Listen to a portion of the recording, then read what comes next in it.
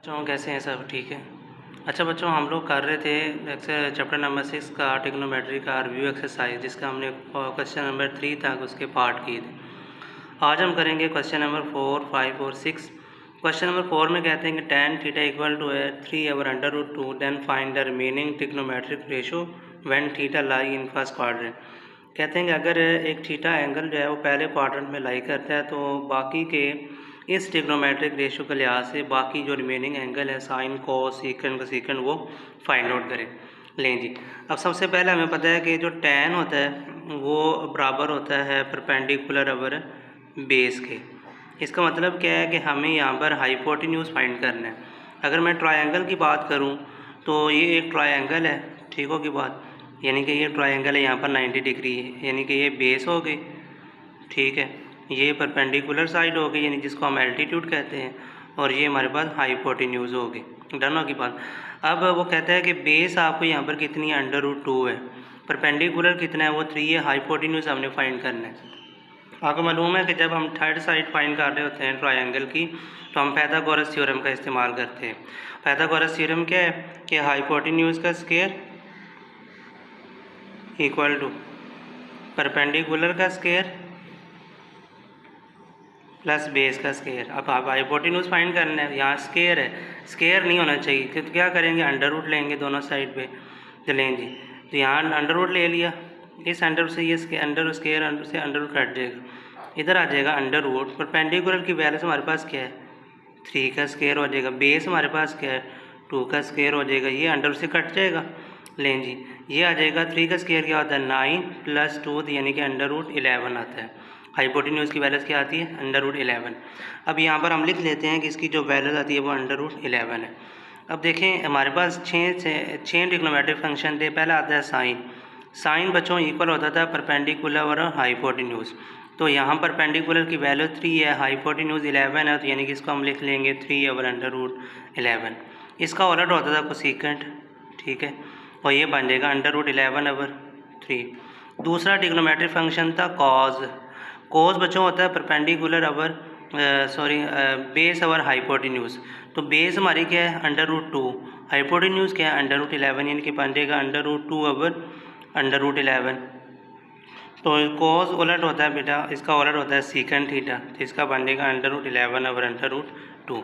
अब tan उसने हमें गिवन किया था, tan हमारे पास किसके बराबर होता है, tan इक्वल होता है परपेंडिकुलर और बेस के। तो परपेंडिकुलर की वैल्यूज़ 3 है और बेस हमारे पास √2 है, तो जब tan का उलट क्या होता है cot थीटा, ठीक हो की बात, तो इसका उलट लिखें तो बन जाता है √2/3। डन हो की बात। चलते हैं क्वेश्चन नंबर 5 की तरफ।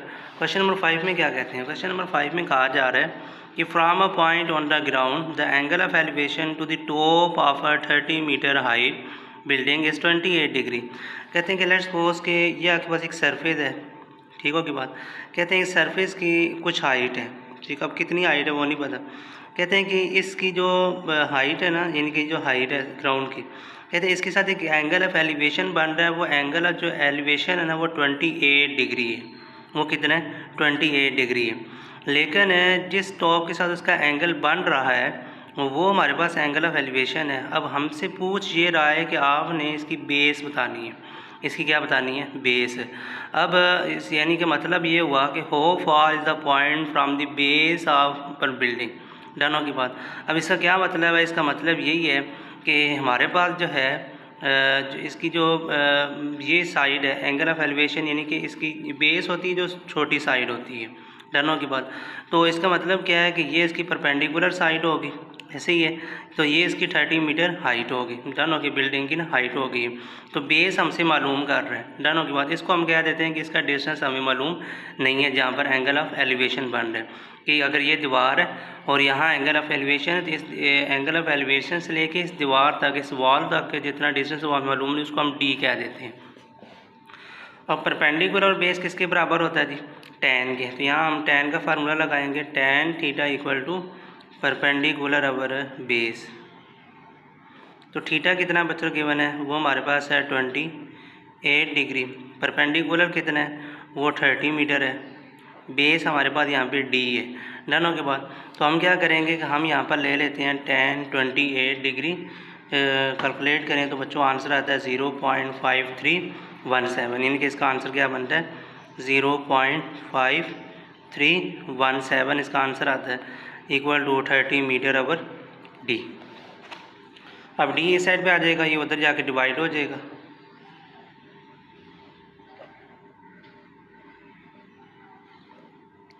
थर्टी को इस पर डिवाइड कर दें, 30 डिवाइडेड बाई 0.5317, तो बच्चों आंसर आता है, यानी कि इसका जो डिस्टेंस का आंसर आता है वो आता है 56 मीटर। वो कितना आता है 56.42 आता है, तो 56, यानी कि इस बेस का कितना डिस्टेंस हुआ, यानी कि जो इसके लेंथ है वो कितनी हुई 56 मीटर। डनों की बात। अब हम चलते हैं इसके लास्ट क्वेश्चन की तरफ, क्वेश्चन नंबर 6 की तरफ। क्वेश्चन नंबर 6 में कहते हैं कि एक ladder leaning against wall from an angle of 65 degree with the ground, if the ladder is 10 metre long, how high does it reach on the wall. कहते हैं कि एक ये वॉल है, ठीक हो की बात। कहते हैं ये दीवार है, इस दीवार के साथ हम ना एक सीढ़ी लगाते हैं, ठीक है, कंस्ट्रक्शन के लिए काम करने की। कहते हैं उसके साथ जो एंगल बनता है ना, एंगल ऑफ एलिवेशन यहाँ पर वो 65 डिग्री है, और इस सीढ़ी की जो लेंथ है ना वो हमारे पास है 10 मीटर। दोनों की बात। कहते हैं फिर दीवार को अगर इस सीढ़ी की 10 मीटर हाइट है तो ये कितनी दीवार को यानी कि कवर कर सकते हैं, यानी कि दीवार की फिर हाइट क्या होगी वो हमें फाइंड करना है।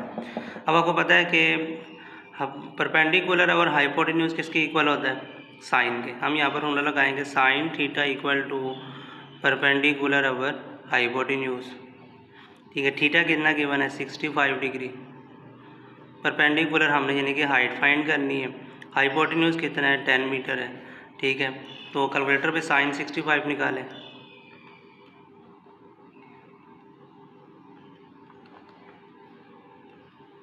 ये आंसर आता है 0.9063 equal to height over 10 metre. 10 यहाँ डिवाइड हो रहा है, उस साइड पे जाके हो जाएगा मल्टीप्लाई।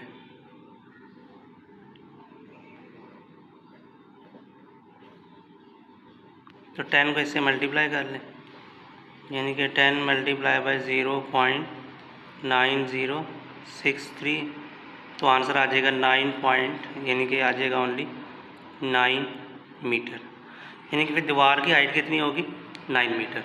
डन की बात। तो ये तो बच्चों हमारे पास चैप्टर नंबर 6 कंप्लीट जो कि हमने किया है। आई होप के ये लेक्चर अच्छी तरह आपको समझ आए होंगे। फिर भी अगर कोई किसी किस्म की कोई मिस्टेक है, समझ नहीं आती, आप उसमें कमेंट करके पूछ सकते हैं। टेक केयर, अल्लाह हाफ़िज़।